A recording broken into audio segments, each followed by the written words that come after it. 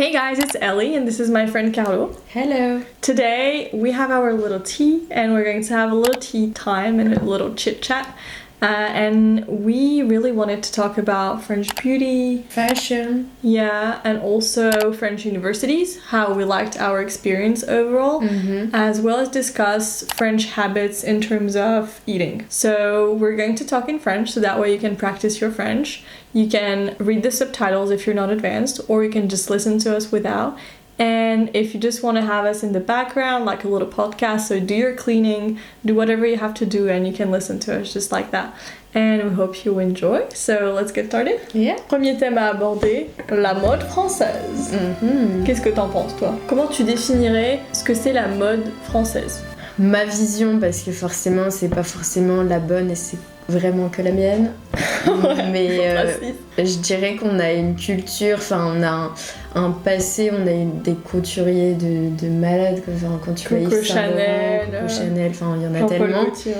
Donc du coup, pour moi, la mode française, ça incarne beaucoup d'élégance, de classe. Un peu la femme fatale, je Ouais, trouve. mais ça a beaucoup évolué aussi, hein, avec... Pas forcément en mieux. Je trouve qu'on s'est beaucoup ouvert. Enfin, pour moi, il y avait la mode française d'avant et il y a aujourd'hui la mode en général, avec l'ouverture en fait un peu à l'international où finalement il n'y a plus de mode française, quoi. C'est un peu une mode mondialisée quand tu vas sur TikTok et les réseaux sociaux. Je trouve qu'en France et aux États-Unis, la génération d'aujourd'hui, on va dire nos frères et sœurs qui ont dans les 15-16 ans, elles se ressemblent un petit peu dans leur façon de s'habiller. Ouais, complètement. Ouais, elles portent souvent des crop tops, des joggings, des trucs un peu oversize. Moi, je trouve que ma sœur, elle porte beaucoup de trucs oversize.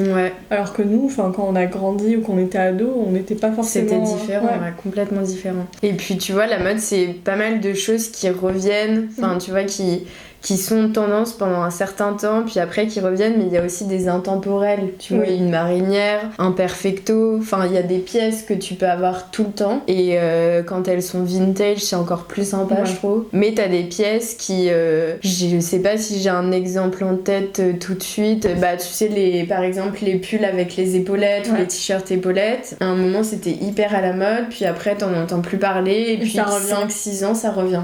Il y a des cycles de la mode. Mais après c'est un peu partout comme ça, pas forcément en France, hein, dans les autres pays, un peu de partout. Mais du coup, pour moi, on a des pièces phares. Le blazer costume qui a été inventé par Yves Saint Laurent, il me semble. La petite robe noire aussi. Je pense que toutes les Françaises ont une robe noire. Ouais, un chapeau, une marinière, une robe noire, des baskets blanches ou tu vois, noires. Je vais vous remettre la vidéo que j'ai filmée il y a quelques mois, justement sur les indispensables d'une femme française. Et est-ce que tu confirmes que ce que j'ai mis dans cette vidéo, c'est réaliste? Ouais. J'ai parlé du perfecto, de la marinière, de la robe noire, d'un jean qui taille bien. Ça peut être des jeans plus évasés, des jeans pas de def, ou alors des slims. Tout dépend de ce qui te va, mais je pense que ces trucs-là sont assez représentatifs de toutes les Françaises, plus ou moins. Ouais, carrément, oui. Ouais, plus ou moins, mais on peut les retrouver. Et puis en plus, c'est des pièces que tu les mettes pour aller faire tes courses, en mode hyper confort, ou t'as un dîner, tu mets un beau perfecto avec une robe noire, des bottes hautes, enfin tu vois, tu peux... c'est des pièces que tu peux matcher avec tout, quoi. Et ce que j'aime bien en France, c'est que c'est pas comme aux États-Unis quand on dit mettre des baskets avec des robes. Moi, j'ai une paire de baskets blanches où on voit pas la marque dessus, c'est pas des Nike ou quoi, c'est juste une belle paire de baskets en cuir blanche que je peux mettre aussi bien avec des robes, avec des trucs vraiment hyper habillés, qu'avec des trucs que je mets pour aller à la boulangerie ou autre. Et toi, c'est un peu pareil, je te vois souvent en basket.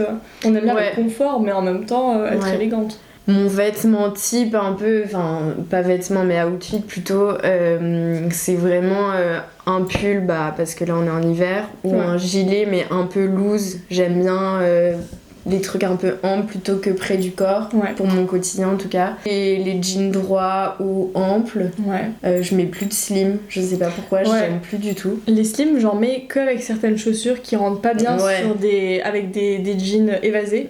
Mais le slim, je trouve que ces dernières années, c'est assez parti. Hein. Ouais, c'est plus très flatteur, je trouve. Et c'est pas forcément confortable. Tes marques préférées pour les pulls, ça va être quoi? C'est compliqué. Alors j'aime beaucoup American Vintage. Elles ont des pulls magnifiques. Ouais, des gilets incroyables qui coûtent cher, mais si tu en prends soin, que tu les laves bien, ça tient dans le temps et ça fait un look canon. J'achète aussi beaucoup chez Zara. Niveau qualité, c'est quand même pas dingue, mais c'est des pièces, des coupes qui sont toujours cool. Enfin, moi je sais que tu vois, j'ai des pulls Zara que j'ai achetés il y a 5 ans. Tu les portes toujours? Ouais. En fait, le problème avec la fast fashion, c'est la pollution que ça génère, mais ça c'est un autre sujet. Ouais. Mais surtout les trends qui durent quelques semaines. Ça, moi je trouve que c'est problématique parce que tu vas acheter un truc un peu bizarre, tu sais, comme la mode des t-shirts où t'as une manche, le truc ouvert où t'as froid à l'autre bras, et puis ça c'était un truc qui était à la mode pendant quelques mois et après c'est disparu. Ça t'incite à acheter à l'instant T, puis après au final c'était même pas ton style et que tu portes pas. Mais moi aussi, j'ai des trucs de chez Zara que j'ai depuis des années. J'ai une marinière, une espèce de marinière, pas l'original parce qu'il y en a que quelques-unes qui sont vraiment des vraies marinières, mais j'en ai une que j'ai depuis plusieurs années et qui est super bien. Elle est en coton, voilà. Enfin, je l'utilise tout le temps. Et toi, ton top 3? Et ben, par exemple, cette marinière-là, elle vient d'une marque qui s'appelle Lindex. Je crois que c'est une marque danoise ou suédoise, je sais plus. Je vous mettrai aussi en barre d'infos. Ils ont des vêtements incroyables. Une qualité, mais j'ai quelques pièces de chez eux qui coûtent un peu plus cher. Soit je les prends en solde parce que c'est plus avantageux, soit je les achète plein pot, mais du coup ça reste ça. J'ai depuis pas forcément très longtemps, mais j'ai des articles de chez eux que j'ai depuis 5-6 ans, des pantalons qui tiennent très très bien et c'est très flatteur. On voit que c'est de la très bonne qualité. Donc je dirais l'Index. Pour les chaussures, c'est Echo. J'adore Echo. Et c'est des chaussures qui sont un petit peu plus chères, mais qui en valent la peine. Je trouve que les chaussures, les sacs et les bons pantalons, ça vaut le coup d'investir. Est-ce qu'on peut passer à la beauté? Allez, vas-y. Qu'est-ce que tu dirais des femmes françaises et comment la femme française prend soin d'elle? Bah, je suis française, du coup forcément je me réfère à ça et je sais pas par rapport aux autres pays forcément si ils ont les mêmes processus, on va dire. Mais moi j'ai l'impression que la femme française qui prend soin d'elle en général, parce que tout le monde ne le fait pas autant aussi, mais elle a beaucoup de produits. Beaucoup, tu dirais? Ouais, bah pour les mains, le corps, etc. Des baumes, des gommages, etc. Pour le visage, pareil, des patchs, tu sais, à mettre sous les yeux, des masques. Moi je vois. Je connais pas beaucoup de femmes qui mettent des patchs sur la vraie vie. Ah ouais. T'en connais, toi, dans ta famille? Ou c'est ton idée de la femme française? C'est plus mon idée. Après, moi, je l'ai déjà fait. Je vais pas le faire toutes les semaines, mais je l'ai déjà fait. Mais pour moi, la femme française, sans généraliser, elle met une base hydratante ou nourrissante. Enfin, tu vois, pour moi, c'est plusieurs étapes. Je suis d'accord avec toi. Je te dirai mon avis quand tu finiras de t'expliquer. Ouais, mais pour moi, elle prend soin d'elle. Elle prend soin de sa peau pour justement vieillir le moins vite possible, on va dire. Tu vois, plus dans ce sens-là. Et du coup, on a, je pense, en tant que Français, on aime ou on n'aime pas le regard des autres, mais on prend soin de soi pour se plaire, mais pour plaire aux autres aussi, je pense. Donc voilà, tout ce qui est skincare, etc., c'est important. Le make-up aussi, c'est grave important. Les cheveux, le brushing. Moi, dans la rue, je vois énormément de filles qui ont des cheveux hyper bien. Enfin, on dirait qu'elles sortent de chez le coiffeur, alors qu'elles ont juste les brosses hyper, tu sais, brushing, Dyson et tout. Et du coup, pour moi, c'est ça la femme française. Pas toutes évidemment, mais il y en a beaucoup, tu les vois dans la rue, elles sont parfaites au carré, à 8h du matin. Et toi alors, du coup? Je dirais que maintenant je comprends. Une femme française, ça prend soin de sa peau. Donc on va avoir pas forcément beaucoup de produits, mais quelques étapes. Donc je suis d'accord avec ce que tu dis sur le fait de toujours hydrater la peau. Moi, les femmes françaises que je connais, elles s'hydratent, elles investissent dans des bons produits, pas forcément hyper chers. En parapharmacie, aujourd'hui, on peut trouver des marques comme Bioderma en France, c'est pas hyper cher non plus. Il y a des produits anti-âge qui vont être plus chers, mais avoir les basiques, c'est pas forcément ce qui coûte le plus cher. Mais c'est plus important pour nous, je dirais, d'investir dans des produits de soins plutôt que dans le make-up. Enfin, moi, je préfère avoir plein de produits de qualité pour prendre soin de la base et avoir quelques produits make-up que me mettre plein de produits sur la face pour cacher en fait ce que j'ai pas. Moi, je trouve que c'est controversé. Enfin, tu vois, prendre soin de ma peau et tout, je le fais depuis pas longtemps du tout. Avant, j'en ai strictement rien à faire, vraiment pas. Ça dépend des générations, ça dépend des cultures, enfin voilà. Mais en fait, pour moi surtout, ça me fait penser à un truc. Je sais pas si c'est français ou si c'est international, mais on accumule un tas de trucs, tu vois. Moi, j'ai au moins 5 mascaras, j'ai au moins tu vois, alors que j'en utilise qu'un. Je pense que c'est la culture d'aujourd'hui, le fait qu'on nous vend des produits partout où on va. Ouais. Moi personnellement, je suis plus minimaliste que toi, t'achètes plus que moi. C'est clair. Je préfère avoir un produit de chaque mais que je sais que j'utilise qu'en avoir plusieurs d'ouverts en même temps. Mais ça m'a pris du temps, hein. Il y a quelques années, j'avais plusieurs blushs. Maintenant aujourd'hui, j'en ai un bon que j'utilise tout le temps. J'ai une bébé crème que je rachète depuis peut-être 4-5 ans la même. Mais je suis plus dans la qualité que la quantité.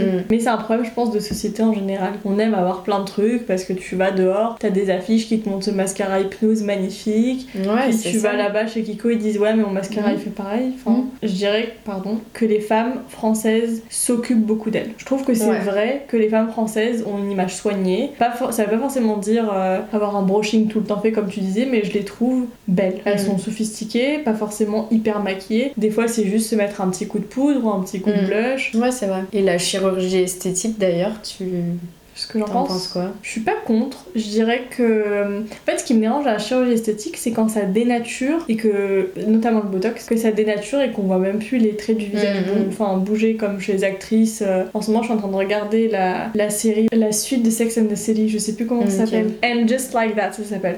Et du coup, tu vois les actrices qui, à 30 ans, ont commencé à tourner la série. Elles étaient magnifiques. Aujourd'hui, elles sont, je dirais, moins belles que si elles avaient vieilli naturellement parce qu'elles ont du botox un peu partout et puis quand elle bouge, ben y a rien qui bouge. C'est juste ça qui me dérange. Le fait d'utiliser un petit peu de botox par-ci par-là, moi ça me dérange pas du tout. Parce que je pense qu'en France, on est très consommateur, parce que les hommes aussi, hein, il y en a qui le font, à certains âges aussi, mais ça touche aussi beaucoup les jeunes, tu sais, avec la télé-réalité. Il y a vachement d'ados, de filles à 18 ans, elles se refont le nez et ça se voit pas beaucoup. Moi j'en connais une, ça se voit pas du tout. Enfin, si elle me l'avait pas dit, j'aurais pas vu. Mais je trouve qu'on est pas mal consommateur de ça, ou tu sais, refaire un peu repulper les lèvres, ou injecter de l'acide dans le nez pour corriger les bosses. Ça, c'est carrément fréquent. Pas anodin, je dirais, en France, de se retoucher quelques petits trucs, mais je pense qu'on a toujours cette volonté de pas que ça se voit en fait, non ? On veut se retoucher, être mieux, mais pas forcément que ce soit dénaturé. Dans le cinéma, je trouve que ça se voit beaucoup, mais bon, ça c'est international. Et puis après, les personnes âgées qui sont adeptes de tout ça ont tendance à être complètement déformées. Et si on passait à l'alimentation ? Allez, vas-y.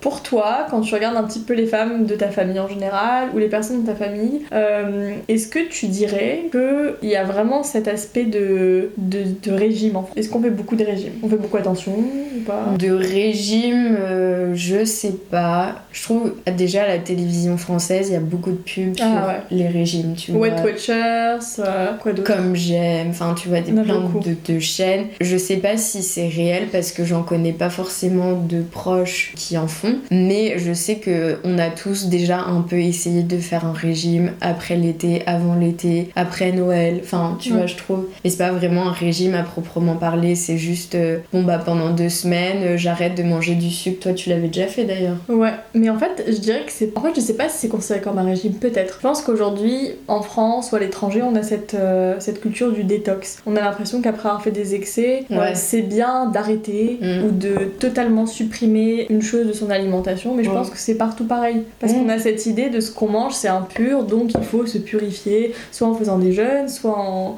buvant que des tisanes, soit en buvant que de l'eau, ça dépend.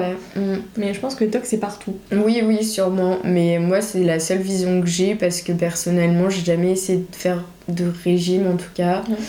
Juste peut-être faire du sport, tu vois, plutôt que du régime, mais un régime, je sais pas, je saurais pas dire si la femme française...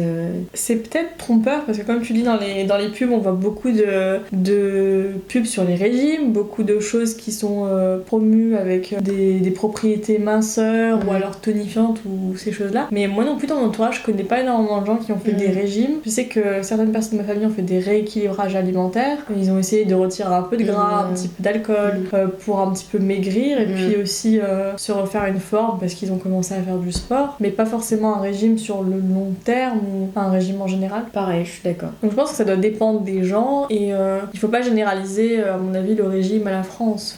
Ah non, vraiment pas. Non. Les Français, ils ont tendance, je trouve, à être harmonieux de la silhouette. Ils sont pas en surpoids, je trouve.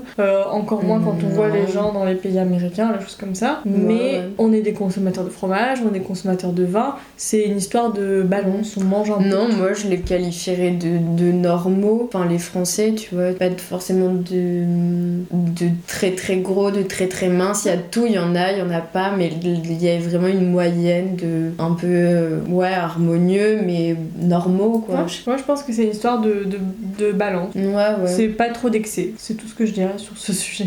Pareil. Ok, et le dernier thème à aborder, est-ce que t'as bien vécu tes 5 ans de master en France? Enfin, comment tu décrirais ton expérience en quelques mots ou quelques phrases? Enrichissant. Moi, j'ai pas fait d'Erasmus comme Ellie, du coup, mais je regrette pas. Pour moi, c'était éprouvant. Après, on a fait un IAE, donc c'est quand même une fac, enfin, c'est compliqué, il y a beaucoup de rendus, de délais, c'est un stress quand même permanent. Par rapport à d'autres écoles, c'est demandeur, moi, je trouve. On a eu des phases, surtout au niveau des semi-partiels en octobre, des partiels c'est très finaux. fatigant. Ouais. Les samedis, les machins, enfin, c'est pas... Enfin, il y en a qui vivent ça souvent, mais voilà, après, c'est pas une prépa, mais c'est un rythme soutenu et toute l'année, quoi. Des semaines aussi à rallonge où on finit à 20h, enfin, tu vois. Des 8h, 20h, on en a eu. Hein. Ouais, on en a eu, c'est hyper mal réparti, je trouve. Surtout les 3 premières années de licence. Après, je trouve qu'en master, en tout cas pour le mien, parce qu'on n'a pas fait les masters, ça s'est un petit peu harmonisé, mais c'était très soutenu, et puis... Les partiels, honnêtement, ça rigolait pas. On avait peut-être une douzaine de matières. C'était espacé sur quelques jours. C'était horrible. J'ai pas des bons souvenirs des partiels. On n'avait pas de vacances. Enfin, tu vois, on n'avait pas la semaine de vacances en octobre. Du coup, on enchaînait. Enfin, je trouve le rythme, dès septembre, fallait déjà bosser, travailler, réviser, etc. pour anticiper octobre avec les semi-partiels et décembre avec le vrai partiel. Je sais pas si c'est propre aux IAE ou juste aux nôtres. Nous, on est à l'IAE de Lyon. Et pour le coup, dans le nôtre, les vacances d'octobre étaient inexistantes. C'était les vacances d'été, les vacances de décembre. Les partiels étaient avant les vacances de décembre, ce qui est bien parce que dans certaines universités, les partiels sont en janvier, donc en fait tu passes tes vacances à réviser, ce qui est à mon avis horrible. Et après, on devait avoir 3 vacances par an au lieu de 5. Je trouvais ça difficile, mais c'est vrai que globalement, t'apprends quand même beaucoup, et surtout en alternance.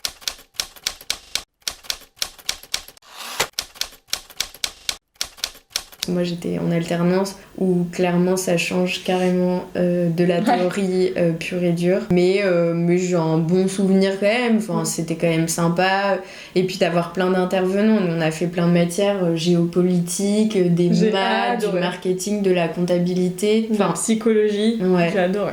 Un tas de matières, donc au moins on sait ce qui se passe dans l'entreprise, quoi. On connaît toutes les phrases, même du droit. On a fait. Pour le meilleur et pour le pire. J'ai bien aimé, mais pas au partiel. On avait une prof qui voulait pas qu'on ait le code civil sur nous. Et fallait apprendre les articles, c'était horrible.